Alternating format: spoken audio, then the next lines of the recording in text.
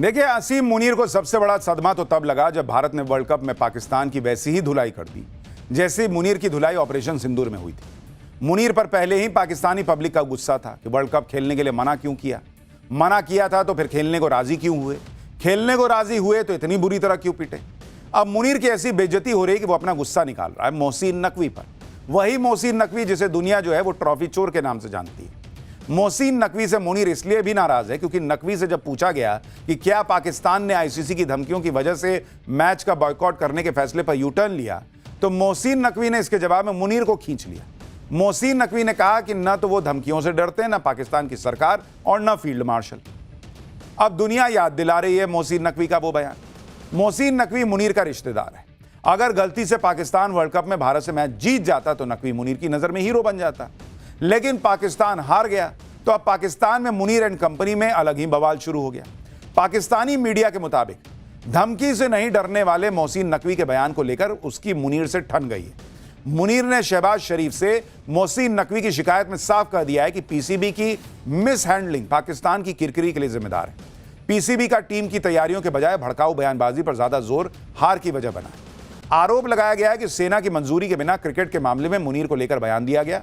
इसे मर्यादा की सीमा को लांघने वाला बयान बताया गया। रिपोर्ट्स में यह भी दावा किया गया है कि मुनीर पहले ही पीसीबी चेयरमैन मोहसिन नकवी से खुश नहीं था।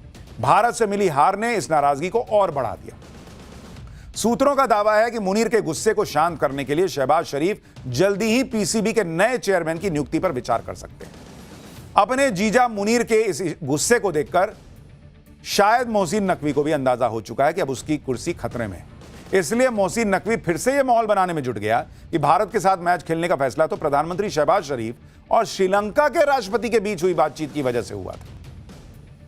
यानी ये बेशरम व्यक्ति एक तरीके से श्रीलंका के राष्ट्रपति को यह बता रहा था कि आपने बोला हम खेले इसलिए हार गए। भारत के हाथों में मैच में जो हार मिली उस बीच मुनीर के लिए नई मुसीबत भी खड़ी हो गई। पूरे पाकिस्तान में जेल में बंद पूर्व पीएम इमरान खान के समर्थन में प्रदर्शन शुरू हो चुके हैं। इमरान समर्थक सड़कों पर उतरे हुए।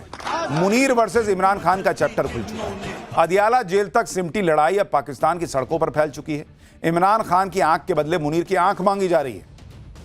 कहीं बाइक रैली निकल रही है, कहीं सड़क पर ही धरना देने बैठ जा रहे हैं लोग, कहीं टायर जलाए जा रहे हैं, कहीं इमरान समर्थक सुरक्षा बलों से भिड़ जा रहे हैं। इमरान खान के सपोर्ट में पाकिस्तान के हर शहर में धरने प्रदर्शन हो रहे हैं। इमरान को जेल से बाहर निकालने के लिए नारेबाजी चल रही है। प्रदर्शनकारियों का टारगेट मुनीर है। मुनीर पर जेल में बंद इमरान खान को अंधा करने का आरोप लग रहा है। सुनिए प्रदर्शनकारी क्या कह रहे हैं, फिर आपको बताता हूं कि मुनीर के खिलाफ और इमरान खान के समर्थन में दुनिया भर में मोर्चा कैसे खुल गया है। इमरान खान को लेकर पाकिस्तान में ही नहीं पूरी दुनिया में माहौल बना हुआ है। वर्ल्ड क्रिकेट में अपने देश के कप्तान रह चुके 14 पूर्व क्रिकेटर भी इमरान खान के समर्थन में उतर आए। इन सभी क्रिकेटर्स ने पाकिस्तान के पीएम शहबाज शरीफ को चिट्ठी लिखी है।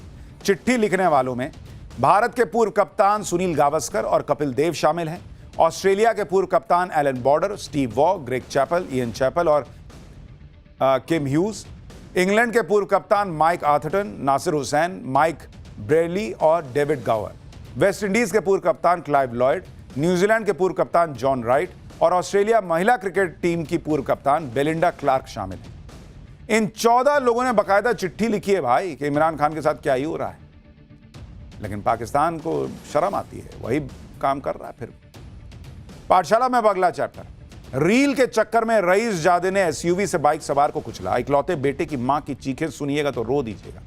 न गाड़ी चलानी सीखी, न लाइसेंस बनवाया। दिल्ली स्कॉर्पियो कांड को लोग क्यों कह रहे कि एक्सीडेंट नहीं मर्डर है, अब आपको इसके बारे में बताता हूं।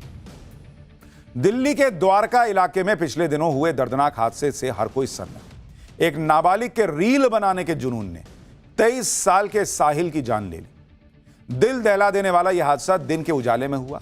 हादसे के कई चश्मदीद हैं, सबूत के तौर पर वीडियो भी है। लेकिन आप देखिए कि बेटे की मौत के सदमे से अभी साहिल की मां उबर भी नहीं पाई थी कि कोर्ट ने बेटे की जान लेने वाले आरोपी ड्राइवर को जमानत दे दी। एफआईआर में आरोपी की उम्र 19 साल थी, लेकिन कोर्ट में वो नाबालिग साबित हो गया। नाबालिग बेटे के हाथ में कार की स्टीयरिंग देने वाला पिता भी छूट गया। आप सोचिए कि आरोपी ड्राइवर के पास ना तो लाइसेंस था, ना ही उसे गाड़ी चलानी आती थी। सिर्फ और सिर्फ रील बनाने का जुनून और तेज रफ्तार में गाड़ी चलाने का शौक, और उस शौक ने एक परिवार को उजाड़ दिया। ऐसे में दोषी कौन है? पिता और परिवार की कितनी जिम्मेदारी है? यही सवाल अब साहिल की मां पूछ रही। लेकिन ना तो इसका जवाब पुलिस के पास है और ना ही उन लोगों के पास जो अपने नाबालिग बच्चों को बिना सोचे गाड़ी की चाबी थमा देते हैं। साहिल का एक्सीडेंट 3 फरवरी को हुआ था। पिछले 2 हफ्तों से साहिल की मां के आंसू नहीं रुके हैं।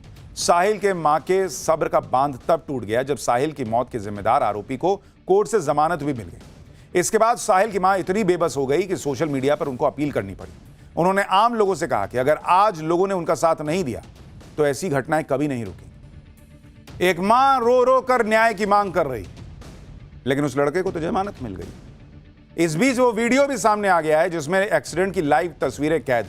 इस वीडियो को हादसे के वक्त आरोपी की बहन शूट कर रही थी, जिसमें दिखाई दे रहा है कि सामने से एक बस आ रही है जिसके पीछे से एक बाइक भी दिखाई दे रहा है। यह बाइक साहिल की थी। वीडियो देखकर अंदाजा लगाया जा सकता है कि ड्राइवर के पास ब्रेक मारने का मौका था, लेकिन ऐसा नहीं हुआ। स्कॉर्पियो ड्राइवर ने तेज रफ्तार में पहले बाइक को टक्कर मारी, इसके बाद सड़क किनारे खड़ी एक कार को भी उसने टक्कर मार दी और साहिल की मौत हो गई। लेकिन आप तस्वीरें देखिए, इस तस्वीर में उस वक्त क्या हुआ वो दिख रहा है। साहिल की जो मां है वो कह रही है कि उन्हें न्याय मिलना चाहिए, लेकिन वो न्याय कब मिलेगा, मिलेगा भी या नहीं मिलेगा, ये सवाल खड़ा हो रहा है। अब तक धुरंधर फिल्म से ही मोदी विरोधी इकोसिस्टम हिला हुआ है। धुरंधर 2 मार्च में आने ही वाली है, लेकिन धुरंधर 2 से पहले ही एक ऐसी फिल्म आ रही है जिस पर गजब हंगामा मच गया है। आप सबने केरल स्टोरी फिल्म देखी होगी, उसी का दूसरा पार्ट केरला स्टोरी 2 आ रहा है, जिसके ट्रेलर ने ही तूफान मचा दिया है। आज आपको बताऊंगा कि केरल स्टोरी 2 में ऐसा क्या दिखा दिया बॉस, जिसने सबको हिलाकर रख दिया है। बीजेपी नेता क्यों बोल रहे हैं कि भाई अपनी बेटी बचानी है तो फिल्म देख लेना। आज आपको बताऊंगा कि कैसे कश्मीर फाइल से लेकर केरला स्टोरी तक जब भी इस तरह की फिल्में आती हैं जिनमें फिल्म मेकर्स दावा करते हैं कि उन्होंने कड़वा सच सामने रखा है, तो जो कड़वा सच बरसों से दबाकर रखा गया और जिसे दिखाने की हिम्मत कोई नहीं कर पाया, वो दिखाने की जब बातें होती हैं तो कुछ लोग कैसे उबल जाते हैं। इस तरह की फिल्मों को कोई मनगढ़ंत कहता है, कोई फिक्शन बताने लगता है, कोई प्रोपेगेंडा बताने लगता है। लेकिन अगले 1 महीने इसी तरह के इकोसिस्टम पर बहुत भारी पड़ने वाली फिल्में आ रही हैं। एक नहीं 3 आ रही हैं, जिससे मोदी और संघ विरोधियों को बहुत भयंकर आग लग जाएगी। आज इनकी बात करूंगा, लेकिन पहले आप इन फिल्मों पर जो गदर मचा है, 3 फिल्मों की बात है। लेकिन सबसे पहले बात केरल स्टोरी 2 की, जिसका ट्रेलर आज आया तो उसने बवाल मचा दिया। केरल स्टोरी का पहला पार्ट तो बहुत लोगों ने देखा होगा, जिसमें दिखाया गया था कि कैसे केरल की हिंदू लड़कियों को निशाना बनाया गया था और उनका धर्मांतरण करके सीरिया जैसी जगहों पर ले जाया गया था। यह भयानक सच्चाई दिखाई गई तो एक पूरा इकोसिस्टम बिलबिला गया। लेकिन अब तो केरल स्टोरी 2 आने वाली है और आप सोचिए ऐसे लोगों को कितनी आग लगेगी, क्योंकि केरल स्टोरी 2 का ट्रेलर आज ही रिलीज हुआ है और ट्रेलर देखकर ही बवाल मचना शुरू हो गया, क्योंकि इसकी कहानी केरल स्टोरी के पहले पार्ट से भी आगे जाती है। फिल्म का दावा है कि वो दिखाने जा रहा है कि कैसे हिंदू लड़कियों को निशाना बनाने वाला एक रैकेट काम करता है और फिल्म को सच्ची घटनाओं पर आधारित बताया गया। फिल्म मेकर्स का दावा है कि कैसे हिंदू बेटियों को टारगेट करके एक बड़ी साजिश हिंदुओं के साथ की जा रही है। ये केरल स्टोरी पार्ट 2 बेनकाब करेगी। अलग अलग राज्यों में कैसे ये सब हो रहा है, कैसे प्यार के जाल में फंसाकर धर्मांतरण का रैकेट चल रहा है, ये सब कितना भयानक है, कितना डरावना है, ये फिल्म दिखाने का दावा कर रही है। केरला स्टोरी 2 के ट्रेलर ने ही लोगों को दहला कर रख दिया। पिक्चर क्या करेगी इसको लेकर चर्चा हो रही, और इसलिए केरला स्टोरी 2 का ट्रेलर आते ही हर तरफ इसी की चर्चा हो रही। आप देखिए कि ट्रेलर रिलीज होने के 9 घंटे के अंदर इसे करीब 1 करोड़ बार YouTube पर देखा जा चुका है। फिल्म के ट्रेलर को अब तक 45,000 से ज्यादा लोग लाइक कर चुके हैं। YouTube मूवी ट्रेंडिंग चार्ट में केरल स्टोरी 2 जो है वो 7वें नंबर पर ट्रेंड कर रही है। बुक माई शो पर हजारों लोगों ने फिल्म में इंटरेस्ट दिखाया है। ट्रेलर देखकर लोग कह रहे हैं कि केरल स्टोरी 2 में वो सच दिखा दिया गया है, जो सच बताया गया है, जो सच कहने की हिम्मत कोई नहीं कर पाता वो दिखा दिया है। ये लोग लिख रहे हैं सोशल मीडिया पर, और इसी वजह से ट्रेलर देखकर बवाल मच गया। देखिए, of course this is the hate narrative of the BJP, इसमें तो कोई शक नहीं है। अगले साल 2027 में यूपी में इलेक्शन है, तो उसकी तैयारी अभी से स्टार्ट हो चुकी है। ये बहुत गलत बात है। देश को तोड़ने का नहीं, हमें देश को जोड़ने का काम करना है। हमें गांधी के देश के हिसाब से चलना है। हमें B.R. अम्बेडकर के जो देश का तस्वुर था उसके हिसाब से चलना है, तो उस पर ध्यान देना चाहिए। देखिए, ये बवाल तब भी हुआ था जब केरल स्टोरी का पहला पार्ट आया था, उस पर भी खूब बवाल मचा था। फिल्म बनाने वालों को कोसा गया, फिल्म को प्रोपेगेंडा बताया गया, जबकि दुनिया जानती थी कि केरल में हिंदू लड़कियों को किस तरह से निशाना बनाया गया और आईएसआईएस जैसे आतंकी संगठन में काम करने के लिए उन्हें झोंका गया। अब जो केरल स्टोरी 2 फिल्म आ रही है, यह पहली वाली फिल्म से आगे की कहानी। फिल्म के ट्रेलर में दिखाया गया है कि राजस्थान, मध्य प्रदेश और केरल की 3 लड़कियां कैसे दूसरे मजहब वाले लड़कों के प्यार में फंसी और इसमें से एक लड़की तो 16 साल की नाबालिग है। फिल्म दावा करती है कि तीनों के साथ धोखा हुआ बाद में। तीनों ही लड़कियों के परिवार वाले इसका विरोध करते हैं, पर लड़कियां अपने प्रेमी का बचाव करती हुई सुनाई देती। ट्रेलर में दिखाया गया है कि तीनों लड़कियां परिवार वालों की मर्जी के खिलाफ जाकर अपने अपने प्रेमियों से निकाह करती हैं। तीनों लड़के पहले तो बड़ी बड़ी बातें करते हैं कि वो धर्मांतरण जैसी बातों पर यकीन नहीं करते, लेकिन निकाह के बाद तीनों लड़कियों की जिंदगी नर्क बन जाती। उनके साथ मारपीट होती है, उन्हें जबरदस्ती बीफ तक खिलाया जाता है। ये ट्रेलर में दिखाया गया। फिल्म दावा करती है कि वो सच्ची घटनाओं पर आधारित है। ट्रेलर के लास्ट में दिखाया जाता है कि कैसे धर्मांतरण का पूरा रैकेट चल रहा है। हिंदू लड़कियों को प्यार के झांसे में फंसाकर उनका धर्म परिवर्तन किया जा रहा है और उसके बदले में लड़कों को पैसे भी मिलते हैं। ये भी ये फिल्म दिखाने का दावा कर रही है।